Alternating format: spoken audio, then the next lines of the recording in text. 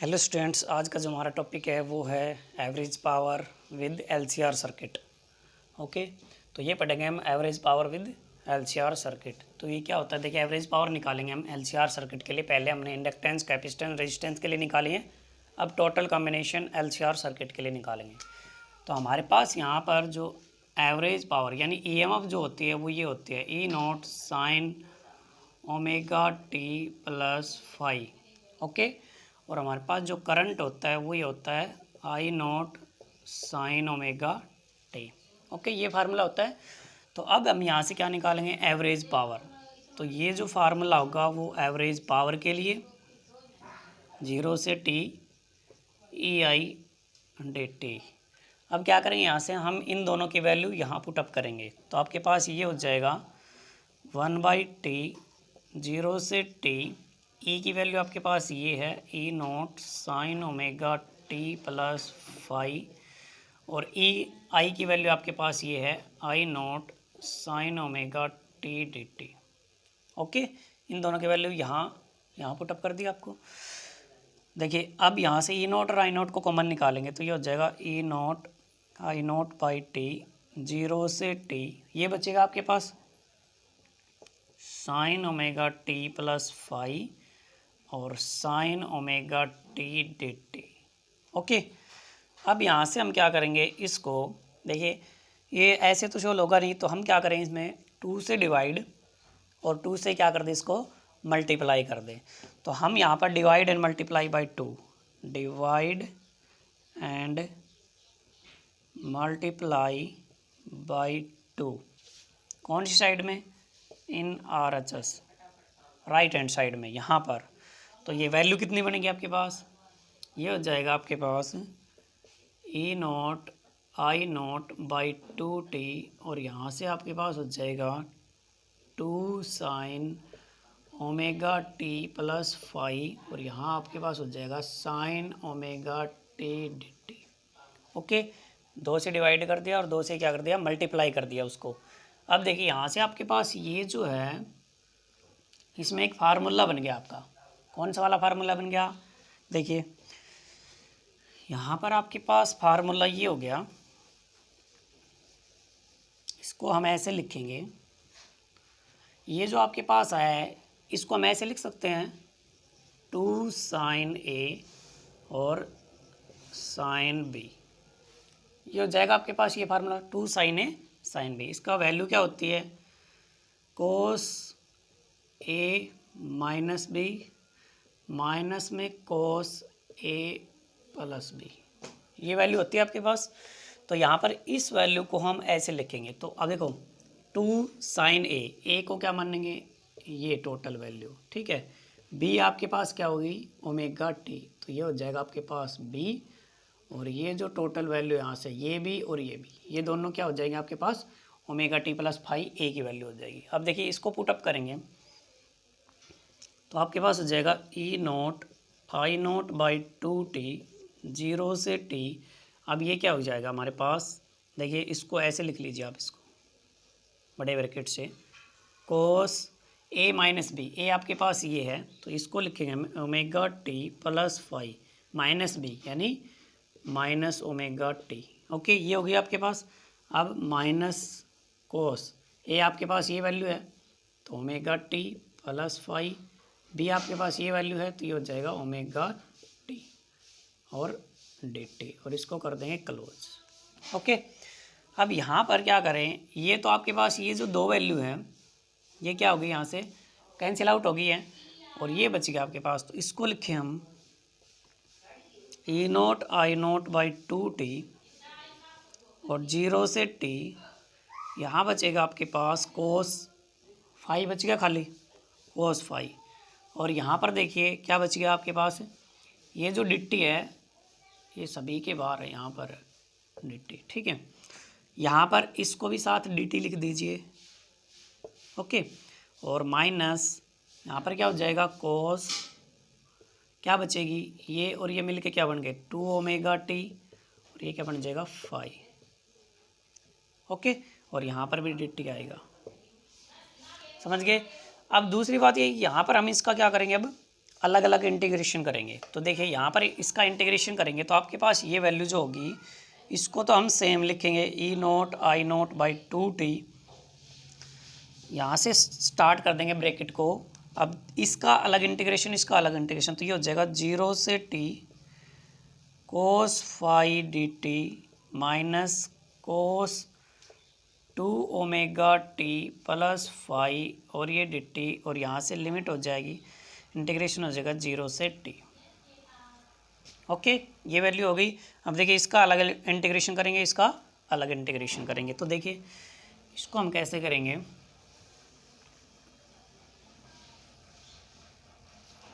तो ये जो आपके पास वैल्यू होगी इसको सेम लिखेंगे यहाँ पर E naught I naught by 2t।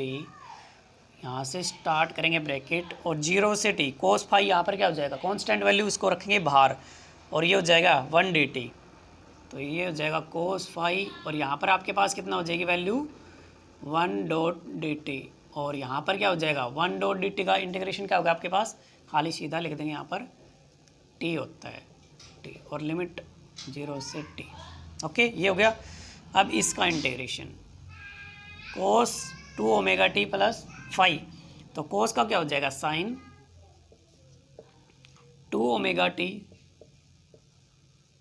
Plus phi, और 2 ओमेगा टी का दोबारा से करेंगे तो यह आपके पास हो जाएगा 2 ओमेगा, और यहाँ पर क्या हो जाएगा आपके पास लिमिट हम रखेंगे 0 से t।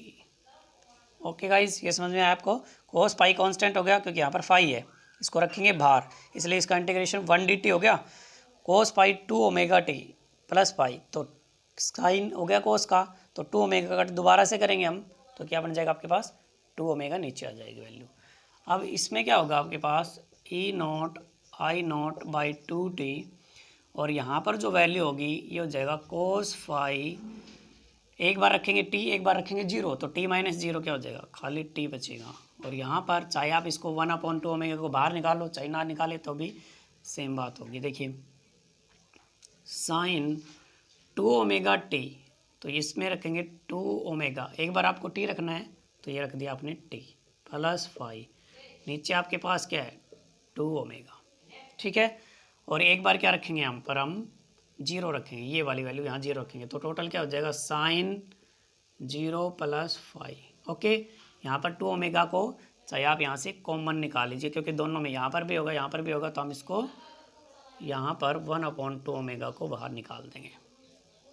ओके, तो ये वैल्यू आ गई आपके पास। अब देखिए इसको हम कैसे लिखेंगे आगे, ये जो है इसको same A note I naught by 2t, और इसको भी सेम लिखेंगे कोस फाई t माइनस, अब देखो ये सेम 1/2 ओमेगा, और ये देखिए ओमेगा टी को क्या लिख सकते हैं हम 2 पाई लिख सकते हैं, तो ये आपके पास कितना हो जाएगा साइन 4 पाई प्लस फाई, क्योंकि ओमेगा टी 2 पाई है, 2 से मल्टीप्लाई 4 पाई माइनस का साइन 0 प्लस फाई। ओके, ये आ गया हमारे पास वैल्यू। अब देखिए यहाँ से ये जो कॉमन निकाला है हमने, ये जो वैल्यू यहाँ से कॉमन निकाली 1/2 ओमेगा, अब देखें साइन 4 पाई, इसकी तो वैल्यू हो गई कितनी, साइन 4 पाई 0 होता है, क्या बच गया, ये दोनों के साथ मल्टीप्लाई में है तो यहाँ बचेगा साइन फाई। ओके, यहाँ बच गया साइन फाई। अब ये जो साइन इसके साथ भी मल्टीप्लाई, यहाँ पर भी मल्टीप्लाई होगा, तो इसकी वैल्यू कितनी हो जाएगी 0, और यहाँ पर क्या बचेगा माइनस का साइन फाई, तो ये दोनों भी ये क्या हो जाएंगे कैंसिल आउट 0, तो आपके पास ये जो टर्म होगी टोटल ये क्या बन जाएगी 0 बन जाएगी। ओके गाइज, तो ये सारा हो गया टोटल, तो आपके पास क्या बचा सिर्फ ये वैल्यू बची है, तो इसको हम लिखेंगे यहाँ पर E naught I naught by 2t, और यहाँ आपके बचेगा कोस फाई टी से टी को कैंसिल कर देंगे तो ये आ जाएगा आपके पास एवरेज पावर। ठीक है, अब देखिए इसके बाद हम क्या लिख सकते हैं इसको, इसके बाद हम इस वैल्यू को ऐसे लिख सकते हैं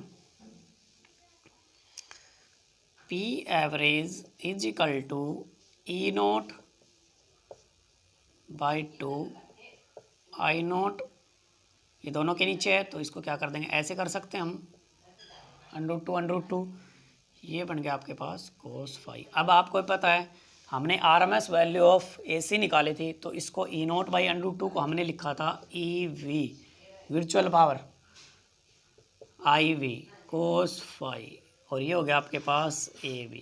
ये आ गया रिजल्ट किसका, average power with LCR circuit का रिजल्ट है PAV = EV IV cos phi.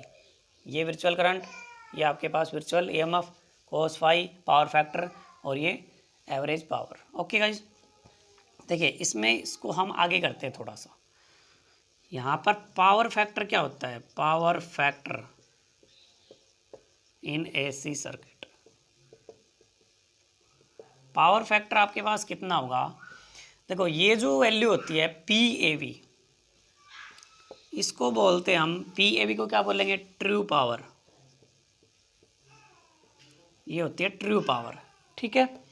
और EV IV जो होती है उसको बोलते हैं हम virtual power, virtual power, okay, apparent power या वर्चुअल पावर। cos फाई को हम बोलते हैं power factor, power factor, okay. ये तीन वैल्यू होती है। अब हमें निकालना क्या है, पावर फैक्टर निकालना है, तो यहाँ हम लिखेंगे पावर फैक्टर आपके पास कितना हो जाएगा, देखो पावर फैक्टर निकाल तो ये वैल्यू इसके डिवाइड में आ जाएगी, तो ये हो जाएगा आपके पास PAV बचेगा, तो इसका मतलब ट्रू पावर बटे में नीचे ये वैल्यू आ गई, तो इसको क्या बोल रहे हैं हम, वर्चुअल पावर, तो ये हो गया वर्चुअल पावर। ये फार्मूला होता है, ओके। तो इसको वैसे रूप में लिखना चाहे तो हम कैसे लिखेंगे इसको, ये बन जाएगा आपके पास cos फाई = PAV बटे में EV IV, ऐसे लिखेंगे, ओके। अब दूसरी बात समझिए, अगर हमारे पास इसके कुछ केसेस हैं, ठीक है, तो वो यहाँ पर कितने होंगे, हमने एक वैल्यू निकाली थी जो इम्पीडेंस ट्रायंगल था, वहाँ पर पावर फैक्टर निकाला था, पावर फैक्टर इम्पीडेंस ट्रायंगल में। देखो आपके पास इम्पीडेंस ट्रायंगल में हमने ऐसे निकाला था, ये वैल्यू, ये जो होती है ऐसे, इसको हमने लिखा था, ये आपके पास बेस होगा R, और इसको लिखा था XL - XC, और ये आपके पास था Z इम्पीडेंस, ओके, और ये एंगल था फाई। आ गया समझ में आपको।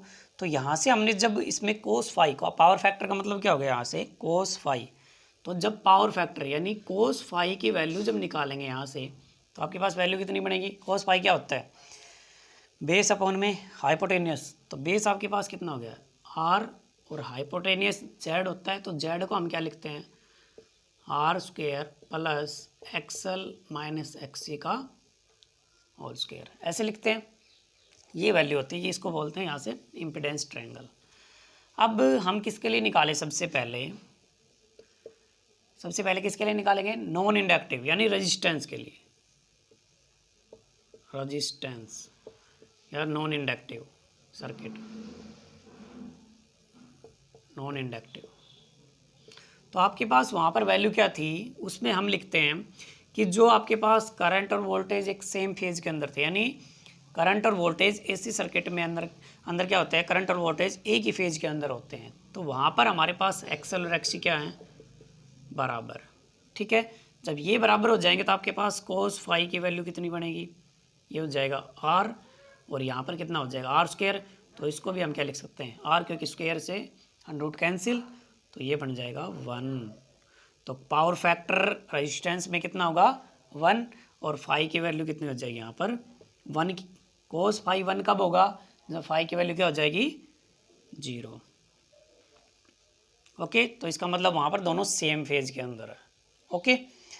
अब देखिए दूसरी बात, यहाँ पर नेक्स्ट हम निकाल रहे हैं यहाँ पर किसके लिए, सेकंड हमारे पास हो जाएगा इंडक्टर के लिए। इंडक्टर के लिए जब आप निकालेंगे तो आपके पास वहाँ पर जो फाई था, एंगल कितना होता है, लैग बिहाइंड या फिर लीड करती है वोल्टेज और करंट, तो इंडक्टर में क्या होता है, वहाँ से करंट लैग बिहाइंड होता है, वोल्टेज आपकी लीड करती है, तो वहाँ पर फाई की वैल्यू कितनी होती है 90 डिग्री, 90 डिग्री एंगल बनता है दोनों के बीच में। तो वहाँ पर आपके पास हो जाएगा cos फाई = cos 90, और वैल्यू कितनी हो जाएगी cos 90 की 0, तो इसका मतलब वहाँ पर पावर फैक्टर कितना होगा, 0। ओके। थर्ड देखिए, कैपेसिटर के लिए हमारे पास फाई की वैल्यू कितने की, वहाँ पर भी 90 होती है क्योंकि करंट लीड करता है वहाँ पर ईएमएफ से।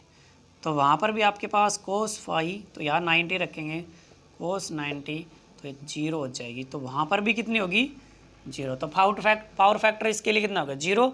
इसके लिए भी कितना हो गया, 0। ठीक है, तो इसको बोलते हैं यहाँ पर पावर फैक्टर। ओके गाइज, देखिए सबसे लास्ट बात आपके पास ये आती है कि एक यहाँ पर वाटलेस करंट होता है, वाटलेस करंट या जिसको आइडियल करंट भी बोलते हैं। तो वाटलेस करंट क्या होता है, यहाँ पर लिख देता हूँ, the current which consume no power for maintenance